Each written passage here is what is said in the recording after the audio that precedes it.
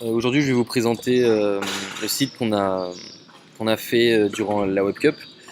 On a choisi trois univers, l'univers des dinosaures, l'univers interstellaire, des aventures spatiales et l'univers des pirates. On a mis sur la page Home, en gros, on a mis une vidéo récapitulative de toutes les activités que propose le parc. Et ensuite, on a mis un petit menu qui est assez ergonomique qui permet tout simplement de naviguer entre les éléments. On aura l'univers ici des dinosaures, ici l'univers des pirates, ici on aura les aventures spatiales, et ici on aura les aventures spatiales, et ici on aura les réservations. Donc je vais commencer par vous présenter la, le parc des dinosaures. Alors, on a fait un petit récapitulatif des activités proposées par le parc. Alors, on peut tout simplement switcher pour pouvoir les apercevoir. Ensuite, on a tout simplement écrit une petite phrase pour expliquer comment le parc se déroule et enfin, qu'est-ce qu'il y a à l'intérieur. Maintenant, je vais vous présenter la partie sur les pirates. Alors, la partie sur les pirates, on a pris beaucoup de temps à le faire. On a juste eu un petit souci au niveau d'une div qui était un peu au-dessus du reste, mais bon, on va faire avec.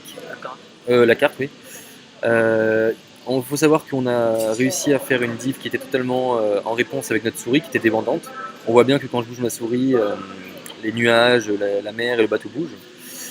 Pour décrire chaque activité du parc, on a décidé une map. Cette map, c'est tout simplement celle des pirates.